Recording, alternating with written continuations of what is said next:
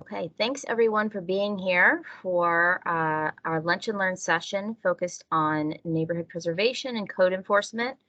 Um, my name is Kate Bender. I'm with DataKC.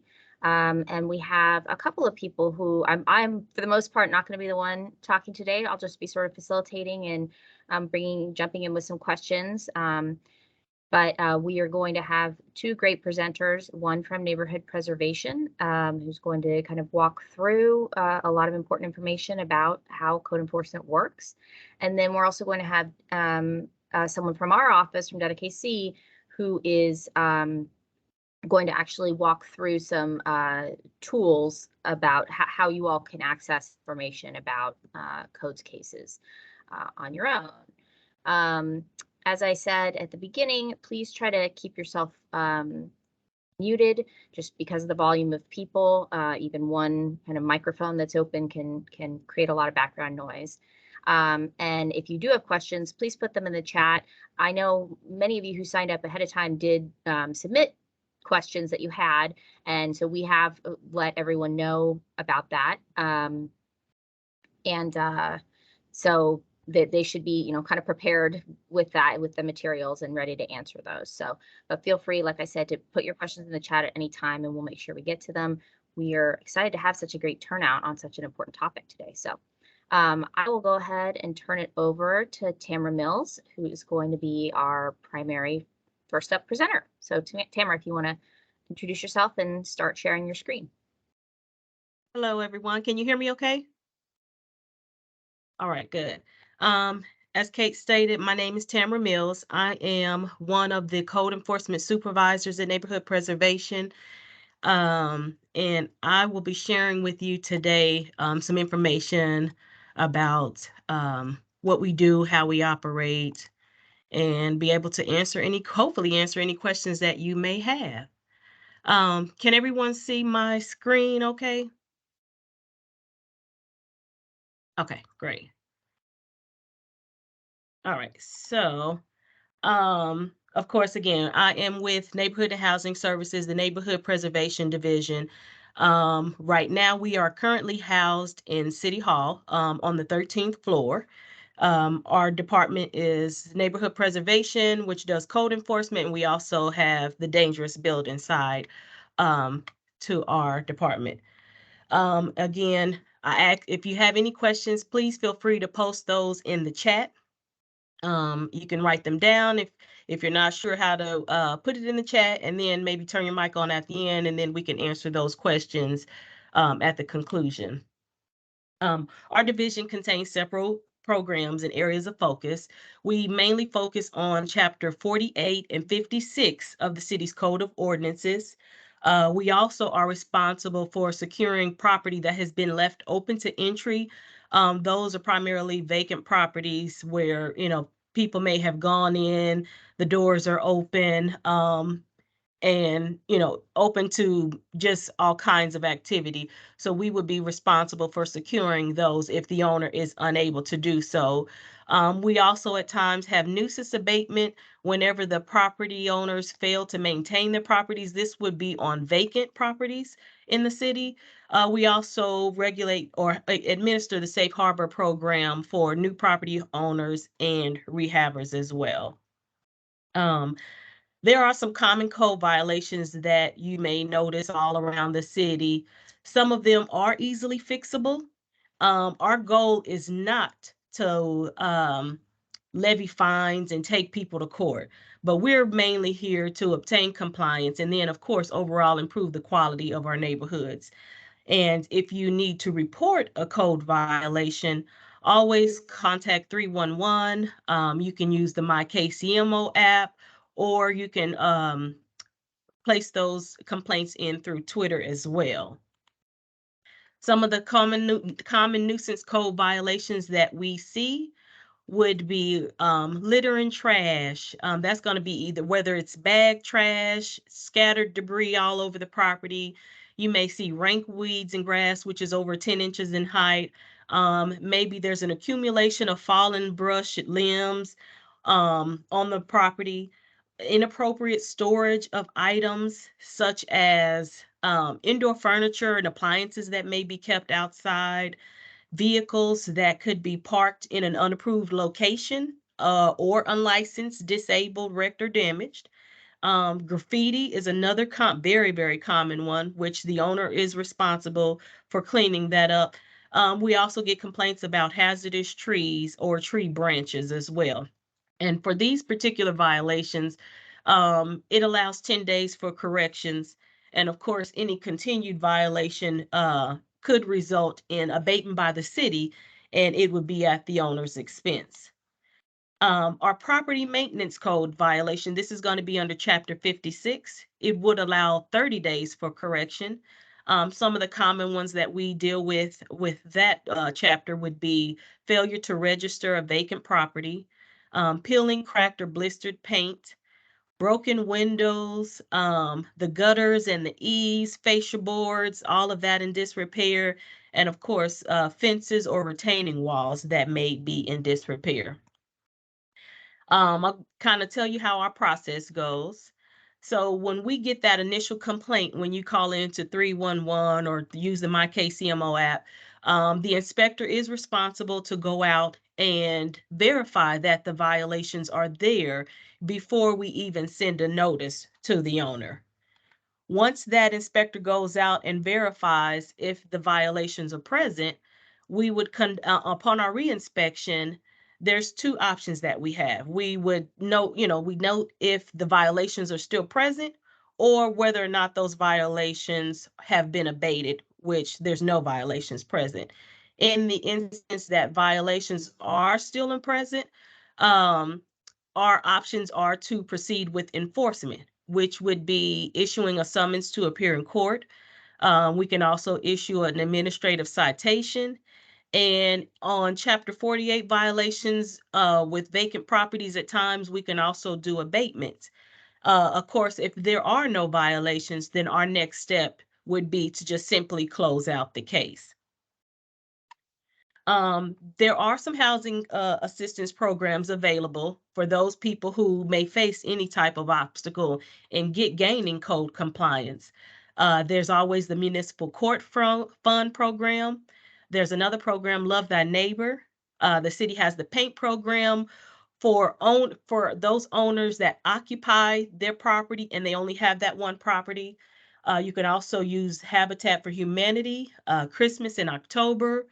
Jerusalem Farms, which is located in the Northeast area, they are great at lending tools. They also assist, certain homeowners in trying to abate certain violations.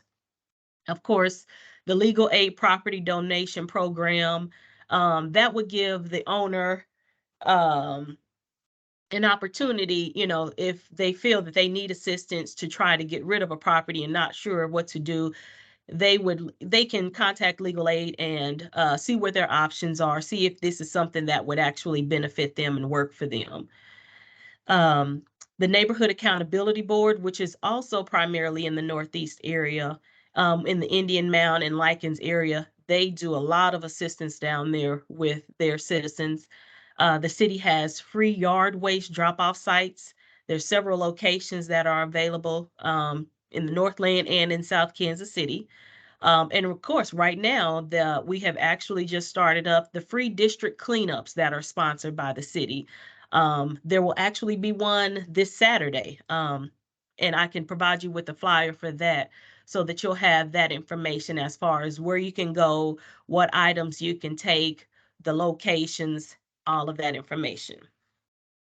And Tamara, we just had a comment from someone from Northland Neighborhoods, or maybe not from them, but said that they assist low-income and senior homeowners with needed home repairs as well through grant programs. So that's another resource to add to the list. They do. And, I appreciate that. I completely forgot to put them on there. They definitely are very important in the Northland area. Some of our enforcement tools, of course, when we face those property owners where we just are unable to gain compliance, we issue a summons and they would appear in municipal court. Those fines can go range anywhere from $85 up to $1,000. Jail time, which is not something that is common, but it is used for severe non-compliance individuals. Administrative citations range from $100 to $1,000. That's going to be for those LLC and out-of-town owners where we're not able to get them to come to court. And then, of course, there's also abatement, which there's only certain violations that can be abated by the city, and then it just gets billed back to the owner. So that's for the most part, the neighborhood preservation side of it.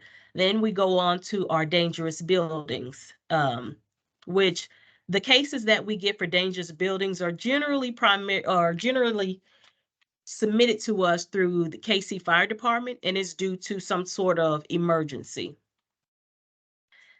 Dangerous buildings handles Chapter 56, Article V of the Property Maintenance Code. It constitutes what is a dangerous building, the city's duties regarding dangerous buildings, and the property owner's responsibilities relating to dangerous buildings. Some of the indicators that they look for when determining if a property is a dangerous building or not would be looking at the roof, the ridge and rafters, the exterior walls, the porches and decks, of course, the foundation, any interior floors, and if there was some type of catastrophic damage to the property. There's certain, quite a few different things that they look at, and it's not just one of those particular things may necessarily determine whether or not the property is dangerous, considered dangerous or not. Of course, sometimes the only outcome is to just simply demolish those structures, which as in this photo, this was one of those where there's no rehab in this. It just simply needed to be demolished. At times we do have success stories. So in the top corner, you'll see where this particular property struggled quite a bit. And of course, at the bottom, you'll see where they completely were able to rehab it and get this turned around. And then here's another one. This would be a commercial property that was damaged, and they were still able to rehab this one as well. That concludes any information. I guess I can start with any questions that you may have. Yeah, and we haven't had any questions come in, but yeah, I see, through the chat. So continue to put things in there. I do see someone has their hand raised. So Richard, if you want to go ahead and unmute and share your question, that'd be great. Yes, regarding dangerous buildings. There's some in the neighborhood here. Richard Hernandez, president of the West Side Neighborhood Association. And there's several dangerous buildings that I know the neighbors are complaining about. And I said, well, if you can't talk to the owner or have him do something, just call 311 and make complaints. But nothing has ever been done. And I'm told that if they just don't show up, it just goes on forever and ever. Now, we had a similar case against a short-term rental, which is not quite the same, but many complaints. I mean, 20, 30 complaints. They're supposed to go to court. I lined up the neighbors to get online, and then the guy didn't show up again. So they're giving him like 5 chances. I don't know how many times I can't keep asking the neighbors to come back if nothing's done. But this dangerous building deal is the most prominent in our area. And there's 2 really bad ones. I don't have the address in front of me or the pictures, but they have not been addressed. So I don't know what our inspector is doing, but not addressing these. And if the person doesn't show up, how many chances do they get before you start living out fines? Well, in order for the fines to be issued, they actually must appear in court. If they are summoned to appear in court, the only way that the judge can issue fines is if they are actually present. Why haven't they even been notified? With the complaints from the 311, what more can a person do, or a group, or a neighborhood? I would have to know the address of that property so that I could look into it to find out whether, what our steps have been. Okay, what is your name? Oh, Tamara Mills. Yeah, you- so that's a good idea. Maybe, Richard, if you could share the address in the chat, or we can make sure that we can have follow-up specifically on that property. can I have your number, Tamara? Uh-huh. It is 816. Because I don't have that in front of me right now. Okay. Okay, and I'll actually put it posted in the chat as well. It's 816 Uh-huh. 513 Mm-hmm. 9033. Okay. And I'm going to put my phone number and my email in the chat for everyone to see. Perfect, thank you, Tamara. Yeah, that's probably one of our biggest, you know, we have a lot of other complaints too, and it seems like the smaller stuff is addressed, but nothing bigger has changed. And I speak to our inspector quite often, and I guess it says you're just behind or something, I don't know, but this one dangerous building is two side-by-side former homes that are just crumbling. It looks terrible, and they've never been addressed. Okay. I'll get to you if I get your number. I got your number. If I see your email, if I look it on chat, I'll let you know the address. Okay. All right. We have had several questions come in the chat, so I'm just going to go through them. One person asked, what's the size of the staff at MPD? Okay, so right now we currently have 2 inspectors for the dangerous buildings side. For the neighborhood preservation side, we have, I believe, roughly, I think we've got about 30, It's 35. 35. Okay, thank you, Ms. Taylor. Mhm. 35 inspectors right now. We are short-staffed, so we're in the process of trying to get a few more on hand. Great, thank you. Also had a question, I'm guessing this might be from internally for the city, but how do we assign code violations in My Civic? So David Reynolds is actually going to talk, I think, a little bit about My KCMO, the app from the public. I'd say internally, if you're a city staff or wanting to know about that, we can 311 can, if you reach out to 311, we can assist in kind of walking you through the process for transferring cases. My Civic is the name of the software that we call My KCMO in the public setting. It's just a more friendly name than the software name. So we also, from Aaron Waller from NNI, who shared the helpful information earlier, manages the code enforcement support program for the Northland and doesn't have a mic, but I wanted to ask how their team can better support code enforcement in the Northland. I don't know, any general thoughts on that, I guess, about how neighborhoods can, and neighborhood organizations can assist with code enforcement? Neighborhood organizations in general, I would definitely recommend getting to know who your inspector is. If you're not sure who the inspector is, of course, you can always reach out to me. I can definitely make sure that we connect you with that person as well as their supervisor.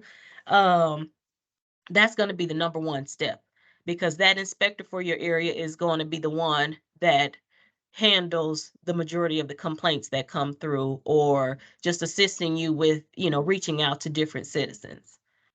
So if they establish that relationship with the inspector, that's the best start. Great. We have a question about kind of recognizing that most city departments are running at 60% capacity. Are you seeing similar staffing shortages, and do you see this level increasing or other ways to mitigate this? Ooh, well, Ms. Taylor, you are on. Are you still on, Ms. Taylor? I'm sorry, I didn't hear the question. What was the question? Just about is neighborhood preservation facing similar issues to other departments in terms of staffing challenges, shortages, and is it becoming more of a problem? Have we figured out ways to address it, just sort of around staffing shortages? Absolutely. We are looking at just a completely different approach, but yes, the code enforcement officers, as well as all of the positions that we have vacancies for, we're having a very big challenge of getting people in. We were having an issue with pay. Of course, the pay structure has changed now, and so that's going to be adjusted as of August 1. So May 1 and August 1. And so I think that that will help us somewhat in getting folks in and getting positions filled. Great to know. And if I could just recognize Miss Taylor, Delina Taylor is our deputy director. We also have a few of the other code enforcement supervisors. I see one of the inspectors on. And I believe our director, Miss Forrest Decker, is he still here? I believe. Yes, I believe so. I think Okay. he is. Yes, I'm here. Hi. Okay. Hello, everybody. Got everybody from neighborhoods here for present for this. Lots of inspectors and supervisors on as well. So Yes. lots of the brain trust. My Oh, yeah. camera is really bad, so I'm sorry. I apologize. You don't see my face. I think you just see a black spot, right? It's like you're coming That in w- now, maybe. Yeah, it's kind of weird. So I apologize for that. See if I Going can through do some other something. questions. So saw a question from Shannon about demolition issues, There and we I think go. Lena might have responded to that. And then I saw a question about homeless individuals camped on the vacant property in the Northeast. And I did see, thank you, Diana, she did share a contact information for a houseless specialist who's actually, I believe, located in the housing department. But I don't know, Tamara, if you or anyone else has thoughts about, obviously all these issues kind of intersect. With the homeless camps. Yeah. They are increasing. And it's, that's one of those where it's going to take quite a bit more. I think it is going to take a partnership with some other divisions as far as being able to get them assistance and getting those cleaned up. Sometimes I think it's quite a bit to handle. Yeah. And there's actually a meeting with council right now, and that's kind of one of the topics they're talking about is the houseless population and how to better serve them. So it's certainly a citywide issue, certainly that the council and the mayor and the city manager are all recognized and are working to create housing policies and things of that nature. We have a couple questions that have come in about dangerous buildings specifically. One is it true that dangerous building staff was severely reduced in the last year and they're very far behind in dealing with DB issues? And then someone else asks, what's the average time a house stays on the DB list before it is demolished? Well, if a house is not extremely bad where it just needs to be torn down immediately, it could stay on the dangerous building list for years until something happens where the structural integrity is compromised to a point where it needs to be torn down immediately. But generally, those worst of the worst cases will be on the dangerous buildings list for at least 6 months. The problem was not until this upcoming fiscal year where we had not been funded for dangerous buildings since 2016. We had an inventory at that time of probably about 900 properties. We went through that money over a 3-year period and tore down the majority of the houses, but we get in 150 new dangerous buildings per year. So we now have an inventory of probably a little under 400. We are looking probably to tear down at least 150 of those going forward in the upcoming fiscal year, which will be beginning May 1. And Delina, I don't know if you want to say briefly too, obviously, I mean, this doesn't apply to a catastrophically damaged house, but you do have a process where you're at the beginning, you're working with the property owner to see actually if they're willing to mitigate the issues or able to, and if they're going to demolish it themselves. So that is absolutely correct. Mm-hmm. Had a question. This is a data question, so I appreciate it. How many violations come in per day on average? And Tamara, I don't know, or even David, if you have a back of the envelope guess of that. I know it differs quite a bit based on time of year. It's very seasonal, yeah. In the wintertime, they might get 10 complaints a day. And in the April, May, June, it might be 110. Just kind of feast or famine. Obviously, if it's a very dry year, we get less weed complaints because the grass grows a lot slower. And the other thing to go on there is part of what I'm going to talk about later is some of those will be duplicates. People don't always know how to look for an existing case, and we've tried to make that better with the new system that we're working in, and I'll talk about some of that later. So some portion in the summer, sometimes as much as 30% of those are actually a duplicate case, and we try to refer the people to the existing case that's already being worked. As Tamara mentioned earlier, they work the case until it's closed, so there's kind of two major types of cases, well, three if you count dangerous buildings, but the dangerous buildings is really just the extreme case of these. One is a house that has perennial little problems. So this is where somebody calls in because their grass is high and the inspector goes out, they send a letter about the weeds, the person cuts the weeds. By the time the inspector goes back out, the weeds are cut, but now they've got a toilet sitting on the lawn. So they have to spend an open storage letter. The person has 10 days to fix that. They come back out to look at that. They got rid of the toilet, great. But now there's a car parked on an unlicensed vehicle parked. And the sort of many violations that happen that keep the case from being closed. This is one of the things Delina was talking about looking at revising systems. Like, do we always cite every violation, or do we try to focus on what the problem violations are that people are concerned about and calling in about, or letting the city know about? And that's sort of a tension of how to best serve different situations. The other one is more like Richard was talking about earlier. You have a property, it's a problem, it's a nuisance in the neighborhood. They go out, they don't do anything. Maybe the owner lives out of state or just isn't interested in taking care of the problem. They take them to court, they don't show up for court, and then they struggle with that. That's where you get into more of those heavier enforcement options. Are we abating the problem? Are we trying to look at receivership, some of the other heavier options that occur?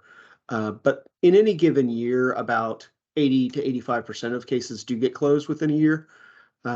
So there's a lot of churn in neighborhood preservation. I think we looked a couple of years ago and they would get in almost 14,000 cases a year, but only carry about 2,000 of them over. But again, that's a lot of cases for 30 to 40 inspectors to handle. And so that's one of the reasons they're looking at, I say we sometimes because I used to be in neighborhood preservation. So I'm intimately familiar with all these problems from as much as any of you are. Thank you, David. And yeah, we're going to get to your section pretty soon, because I definitely want to make sure we have time to go through some of the tools that residents and neighborhood groups have available. We have a question about, and I will say I've seen a couple mentions, people asking about maybe specific properties. And again, if you do have questions about specific properties, I know that MPD would like to help out with that. Probably easier to share the address and we can follow up offline, or you can reach out to Tamara with her contact information she provided. And if you put an address in, we should have your email address from the sign up, so we have the ability to reach back out. I do see a question here that I think that Tamara or Delina, either one, if you want to weigh in, because I know we have something like this. Are you considering technological options that allow trained neighborhood groups in general to do a first step of verification for code violations, or have you considered sending a letter before verification that says you may have a violation, so they have a notice to take care of the issue before the inspectors make their first visit? So I know we have that system present. Yeah, and I saw Aaron just jumped in to talk about NNI. I don't know if Tamara or Delina, you want to talk about that system that's where it's present in the city? Sure. Yeah, we have models like that already, Diane, and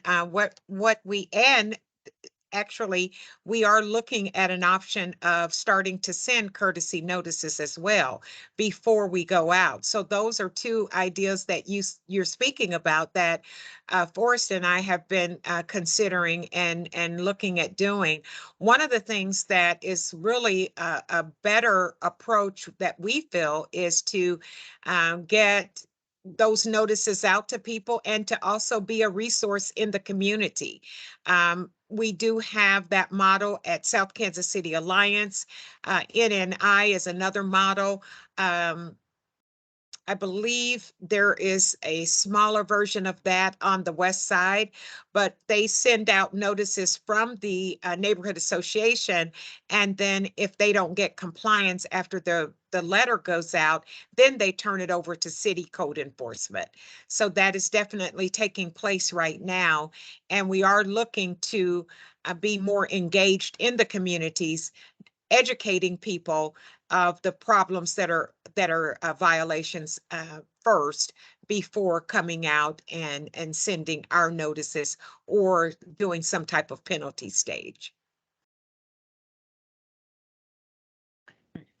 Okay, so I think maybe now, since we're just past the halfway mark, I'll switch it over to David to go through some of the online tools, and we should still certainly have more time either to ask questions of him of some of these tools, or if other questions come up, again, feel free to put them in the chat. But David, do you want to, oh. Did everyone get to see the flyer for with the locations for the cleanup this week? Okay. Yes, sorry, I didn't call attention to that. Yes, please, that, and there, I know this information is on the city's website as well, and I think there might be a map also, that has these. It's on if they go to kcmo.gov and go to the bottom, click on the calendar. If you go to the calendar, it'll show you, the scheduled dates for the cleanups. And if Hey, you're having, Tamara, excuse me, if you could send that to me, I can email it to everybody's email address that signed up today. Okay, will do. Perfect, thank you, Erica. Looks like David has started, or David, oh yeah, this is David's screen. Go ahead, David. All right, so, yep, I was just getting to that part. So I'm going to go through several options that you have to keep track of or find out about violations that are already in the city system and what the city's doing with them, hopefully.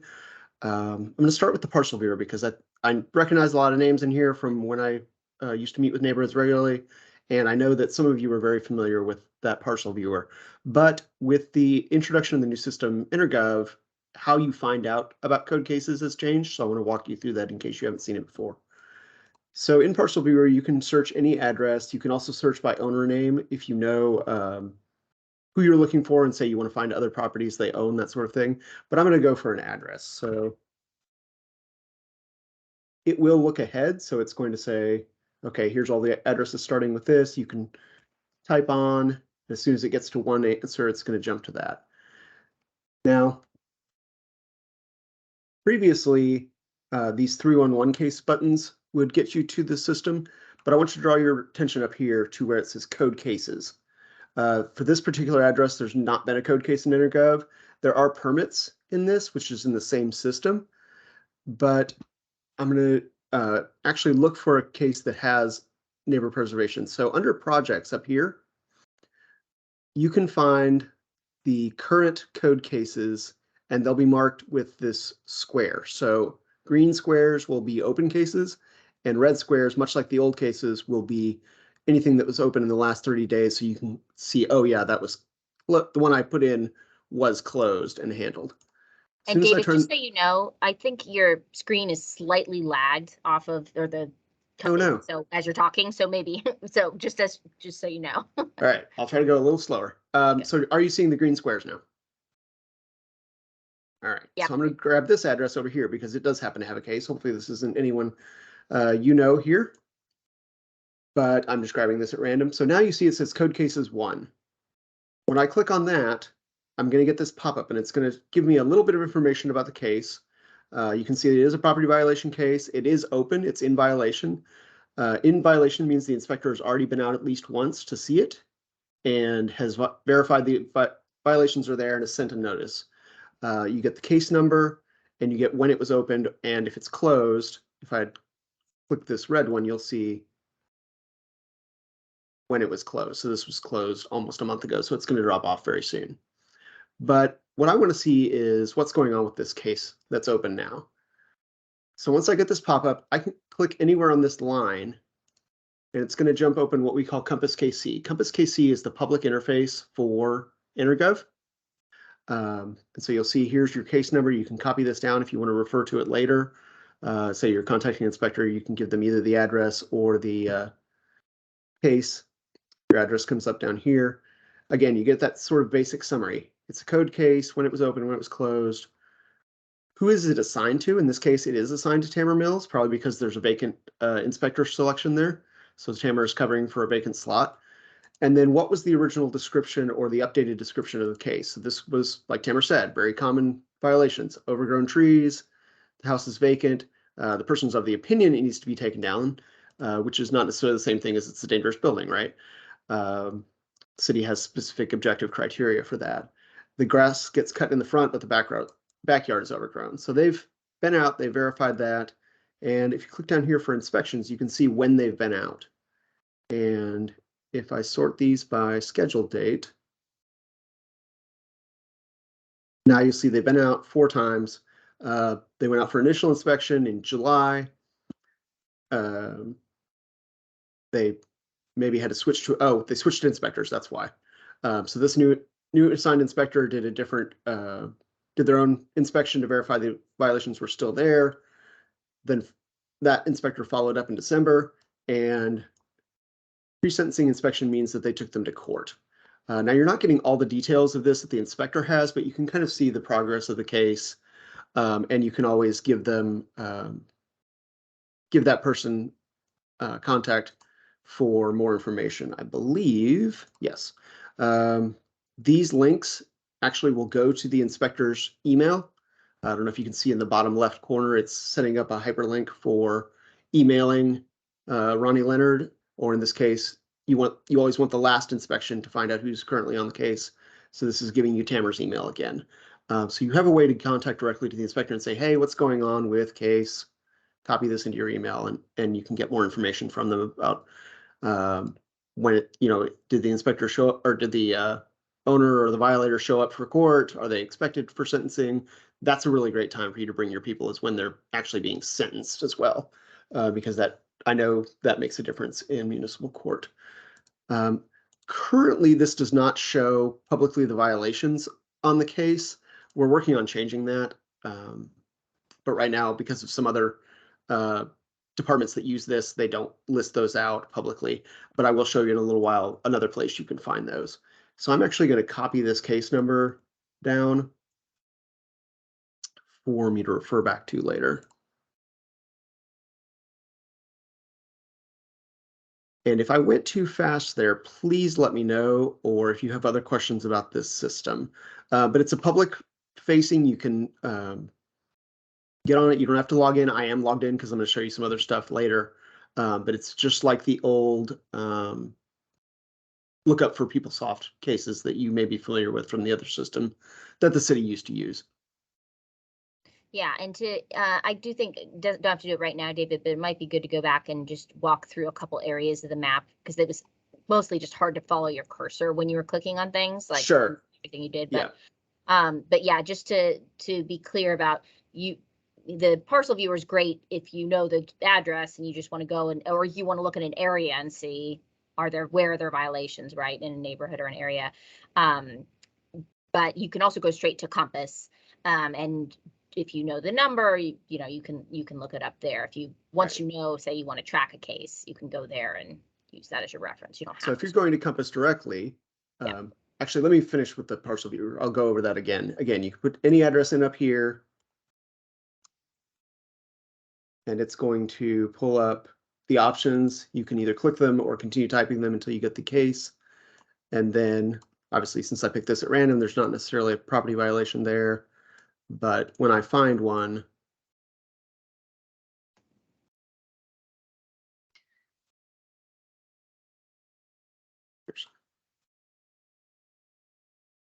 and can you just show again, David, where you or just to where I turned on these describe boxes? where you turned on the So when you load up Parcel Viewer normally, it's going to look like this, no boxes on it. But if you go up here under projects, there's a lot of options to turn on. There's actually a lot of information you can get in here, but you can explore that on your own later. But under projects is really where you want to be, because you can see here, here's the code cases. If I turn these on, and I don't even have to, I can turn off the red ones if I'm not interested in those today. And now it's added these green boxes for open cases in my neighborhood. And when I click on any one of those, it's going to center that parcel. It's going to pull up that parcel's information over here. So here you see this one's owned by the housing authority. And once you have a parcel with a case, this is great for like when Richard says, I can't remember the address, but I know it's at the corner of X and Y. I can go over there and say, yeah, okay, it's this guy. I don't have to memorize all the addresses because I found it. Once I do that, over here, code cases is going to have a number if it's open. And if it's a historical, it might have a number in it too. But in this case, we want to look at an open one. And then from here, you just click on this and it's going to open up that case in Compass. But let's say I went to Compass KC, and I'm going to drop this in the chat so that people know where these are at.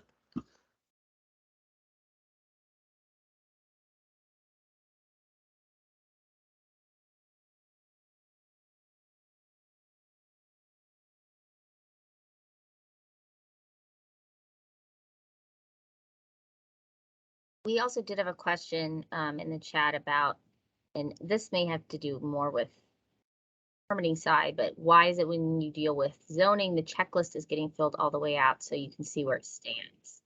Not sure. Not totally sure what that's referring to, but I think that's referring to when you look at a zoning case, you can see that checklist because that's what they're using.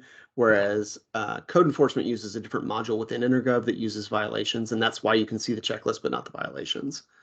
But like I said, we would like to show those to you integrated here, but I will show you later a different place you can find those, more detail on those. But if I go to Compass and I already know my case, this is the dangerous building next door to my mom that I have been tracking for months, and I know exactly where it is. I can go to search public records and then just paste that case number in here. Exact phrase is fine for this purpose because I know that's going to be the case and it should pull up one result. And then clicking on that case number is again going to give me that same page that I just saw with the inspections on it and the contact and the inspector information.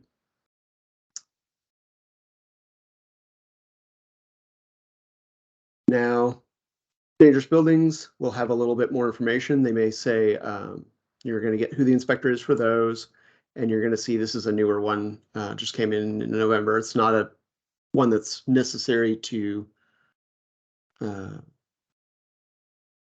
down immediately, so it's going to be on the list until the funding arrives that Delaney was referring to earlier. But it's the same process. You'll see that those cases will begin with a different prefix. This stands for Neighborhood Preservation Division, Dangerous Buildings. If it's an open to entry case, it'll have a different prefix, but the layout of the cases is the same. So I want to move on though and show you two more things. So that's one way to get it, but we also talked about, well, how do you put something into the system earlier? Tamara alluded to 3 methods. By far, the one that is the easiest to use is going to be MyKCMO. This is the new app that the city uses. It ties directly into the Civic system, which we've branded as MyKCMO. And you can use it on your mobile device while you're walking around your neighborhood and seeing problems, but you can also use it on the web. And here it's just going to say, what's the problem going on? In this case, we want to look at a property violation. And then which of these things is the biggest issue? Okay, well, this is the toilet on the lawn problem.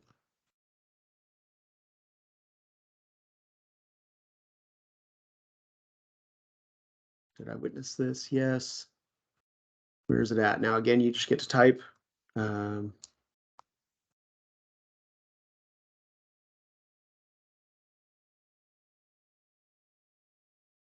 Use a fire station that we use for testing so that no actual inspector has to worry about this case.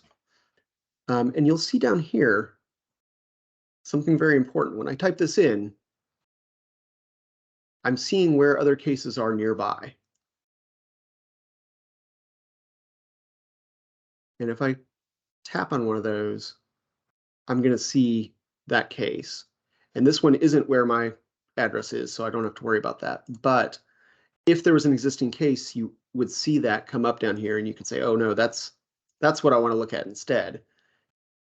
And clicking on that is going to give you a very short summary.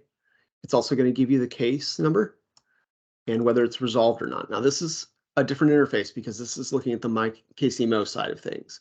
So it's going to share the same case number, but it's going to say resolved instead of completed, for example. It's going to have a little bit of, it has that original complaint, which you also saw in Compass.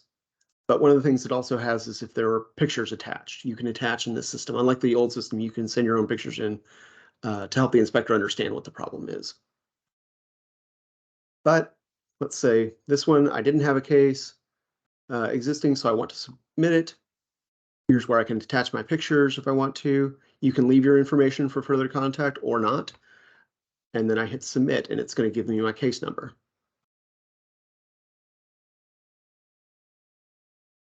David, we had someone ask about how long cases show up on the parcel viewer map after they're closed. Is it 30 days? It's 30 days, yes. And that's the red squares will be ones that were closed within the last 30 days. After that, they drop off. You will still see them. Actually, this is a great way to show you that. The Support Fire Station.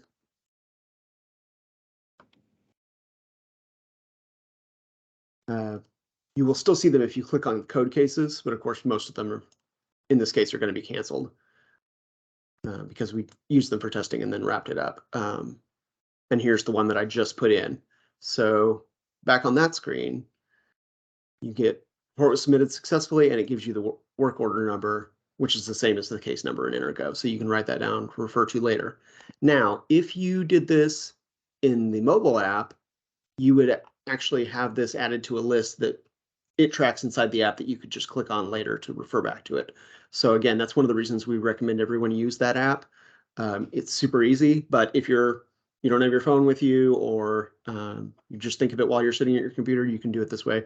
It's also mobile friendly, so you can do it on your mobile device without downloading the app if you want to. This is their official InterGov's, or excuse me, My KCMO's official app. So it's supported by the company, and we regularly work to improve it. We've had a couple questions come up. I don't know that we've had any more that are specifically about what you've done, but yeah, and one of them just got answered by Jean Ann. Thank you, Jean Ann. So someone asked about addressing aggressive dogs using 311, and she pointed out that yes, animal control now is all 100% handled by KC Pet Project, and so they need to be handled directly. So 311 does not route any calls for animal control besides to let people know that they need to contact Pet Project. So one thing I didn't show you was how you get there. This little button over here is on every page of the city's website. And when you click that, it'll put this overlay up and it'll jump you right to this map. So you don't have to remember. I am going to post this in the chat, but you don't have to remember it. You can just get there through that button and through it from any page on the city's website. And I will say too about Parcel Viewer, it's actually so commonly used that under the I want to, I think it's the second link under I want to at the top. So it's very easy to find as well, or you can search for it. I've even just searched for it on Google, KCMO Parcel Viewer, and it's usually the top link. Yes. We do have a question about, can you explain Land Bank versus Kansas City Homesteading Authority? David, I don't know if you want to take that on or if someone else wants to jump in. I can give a layman's view on that, which is that they were set up at two different times through two different state ordinance, authorized through two different state laws.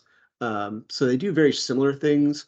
Land Bank is the successor to the land trust that Jackson County has had for decades, but the Kansas City, Missouri Land Bank authorizes them to be able to do a little more things. For one thing, it allows donations of property. They have a separate board. They're a semi-governmental entity or a quasi-governmental entity.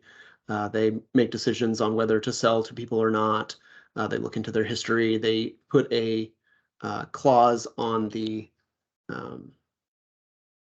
contract for deed that basically says that the person has to make necessary repairs within a certain amount of time, or the land bank can take the property, can file to take the property back. Housing Authority operates very similarly, but it's tends to be concentrated in particular neighborhoods, and I honestly cannot tell you the specific distinction between the two, other than they were simply created by two different laws at the state level. So, but they do function very similarly, and they are aware of each other and they collaborate on things when necessary. And for instance, if a property goes for back taxes to land bank, but it's next to a lot of housing authority, homesteading authority, excuse me, then they can pass that property over to the other one so that those parcels can be bundled together, for example, as it happens or is needed. I do want to point out too, Aaron Waller from NNI did offer up that NNI has a self-inspection checklist for residents to use to check their property for potential violations that she offered to share. And she also shared her email address. That's something that in the chat, if you're interested in, it sounds like a great resource. That's fantastic. I do want to, I know we're coming close on time, so I do want to cover two other things. So we've talked about a lot of how to look at an individual case, but you might be interested in what are all the open violations in my neighborhood, or what are, has this property historically been a problem? So then you would go to the city's open data portal. And I've already loaded up some of these, but we will see. Obviously, property violations constitute a large portion of what the city does. So we have a whole section for neighborhood visualizations and data sets. And from there, you can get things like the list of code violations that are going on, the dangerous buildings list, properties that are owned by the land bank and the homesteading authority. But I want to talk about property violations. So we talked earlier about on Compass KC, you can't necessarily see the individual violations.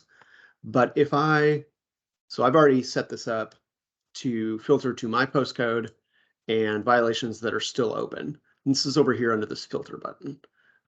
So when you first open it up, it's going to look more like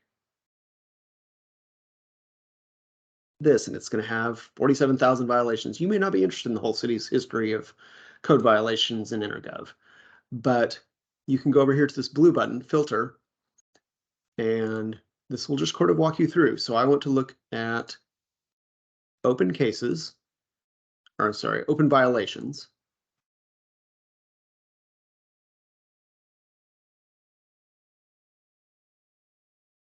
That's going to cut it down quite a bit. But then I also want to add a different condition for just the ones near me. So I'm going to get, let's say we want street address contains bales. Now we're down to 300. And I can sort these by the street address.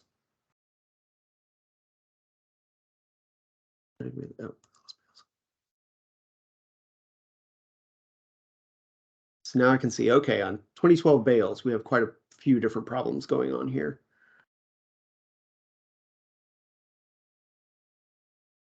And this will give you both a short description, the ordinance number, chapter. Of course, Tamara talked about 48 and 56 being the primary violation types. 48s are nuisances, 56s are property maintenance violations. And so here I can get at a grasp, okay, this is what the inspector is currently dealing with, struggling with in regards to this property. Now, if I take off the violation, I could see historical violations at that address, or I could say, give me everything at 2012 bales. And I don't care about whether it was in violation or not. Now I've got 16 total, many of which are now in compliance. And then you can export these to Excel or other formats, depending on what you're wanting to do with them, and get some more information. You can look at, historically, when do problems come up in my neighborhood? Are there streets in my area that are worse than others, have a lot more violations? So you've got a lot of potential here for digging up information. There's also a data set that's just all the 311 violations. So if you're interested in things like the barking dogs or illegal dumping, this would be where you'd go to look for that. Your famous potholes. Unfortunately, dead animal in the right of way is a category we have to deal with. So this is very similar, though. This is going to be, again, you can see much more than just neighbor preservation, although preservation is a great deal of it. And you can just filter for what you're interested in. Maybe I want type or is snow. Hopefully there aren't any open ones still, but let's find out.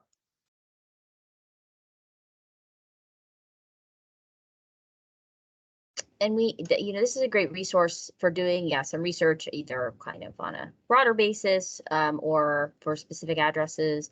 Someone had asked about, does the property is property scarred by kind of the history? I mean, at this point, this is all just history, right? That any closed violation doesn't have any relevance to the parcel anymore. It's not held against it in any way. It's just out there as information. Correct. Now, if the city abates a problem and charges the property, then that, once it reaches that step, of course, that's a different process. That's an enforcement step that can have a longer lasting effect until the owner pays for that assessment. Looks like we do have a handful of open snow cases still, so we'll probably let Public Works know about that so they can get those closed out, and hopefully we're done with snow for this year. So, Jeannie, I think you were trying to jump in? Oh, no, I was going to say that we have also some visualizations built out on open data for 301 cases. We are in process of doing more for the property violations as well. We've had to transition these from the new system to the old system, so had to build some new visuals to support. Actually, if you go up to the top, David, to the data visualizations on the homepage, that's probably the best way to find the whole list of visuals as opposed to raw data. Yeah, so that was to the top of the page, and it's kind of categorized by topic, and you can dive in this way if you're more interested in just sort of these kind of the not the raw data, but the kind of insights, and that's where you can see property violations coming in as the top request type. We are just about at 1 o'clock, and I want to be sensitive to people's time because I know we just allotted an hour to this. I think we did succeed in answering most of the questions that I was tracking and keeping track of, but please do reach out. Tamara had shared her contact information, and I'm putting in our general DataKC's contact email on here as well. And if you send it to us, even if it's about a neighborhood preservation case, we are all actually on the same floor now, so we can all be sure to share the information and make sure you get an answer. I think Terrell had something you wanted to say or ask.